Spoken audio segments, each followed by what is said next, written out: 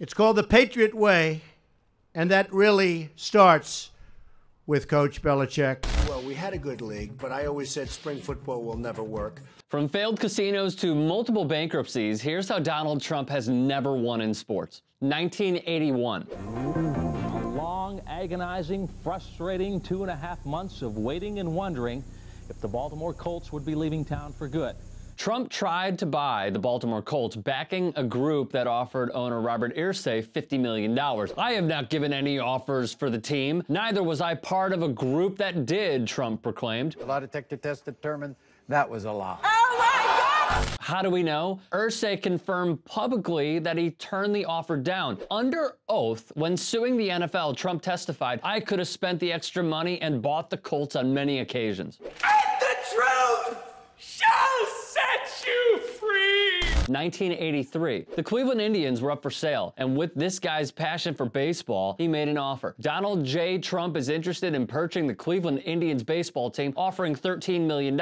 Later that year, Trump's offer had increased to about $34 million. The Indians are ingrained in Cleveland since 1915, but Trump would promise only to keep the Indians here a minimum of 3 years. They were concerned about where the team would end up under a Trump ownership. The Indians were eventually sold to brothers Dick and David Jacobs in 1986 for a reported price of $35 million. And I said, no, we're going to keep winning, winning, winning. 1986, the San Diego Padres was put up for sale by Joan Kroc, the widow of McDonald's founder Ray Kroc, who had purchased the club in '74. Steve Garvey, former Dodger and Padres player with 10 All-Star Game selections, said, "I contacted Donald. He said he was interested." Trump wondered if he could take the Padres franchise and move it back east, because he really wasn't on the West Coast at the time. A huge FU to San Diego and its owners. Thus, they largely dismissed Trump. Word is that the baseball establishment considers them unwelcome mavericks, a bit too independent and ostentatious to play ball with the rest of the owners. The team was sold to Time Warner and 14 other investors for $75 million, akin to the Indians. Rinse, wash, repeat. 1988. Patriots founder and owner Billy Sullivan was facing bankruptcy and attempted to sell the team. Donald had a real interest, but his people told him between the team and the stadium there was $104 million in debt, and that was too much for him to handle. Not seeing value. A Trump staple. The same week of the Patriots sale, Donald Trump tried to buy the Cowboys, but passed on the $40 to $50 million price tag, saying, "I could have bought an NFL club for $40 to $50 mil, but it's established and you would just see it move laterally. Not enough to create there." The Cowboys' estimated worth comes in at $4.8 billion, the number one team in sports.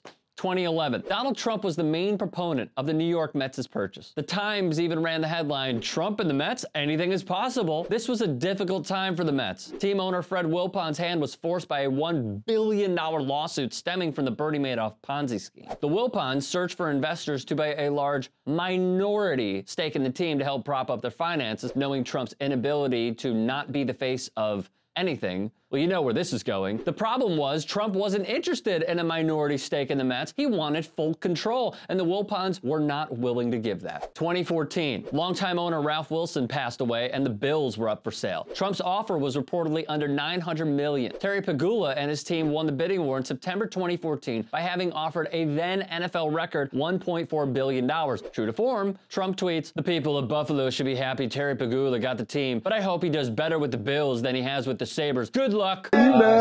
Even saying, "Even though I refused to pay a ridiculous price for the Buffalo Bills, I would have produced a winner. Now that won't happen." Although Michael Cohen did testify, Trump inquired to Deutsche Bank about a loan to buy the Bills and to Forbes. Mr. Trump inflated his total assets when it served his purposes, such as trying to be listed among the wealthiest people in Forbes, and deflated his assets to reduce his real estate taxes. Sports teams, fans, and fellow owners have realized how terrible of a businessman Donald Trump is. It's now up to his constituents to feel the same.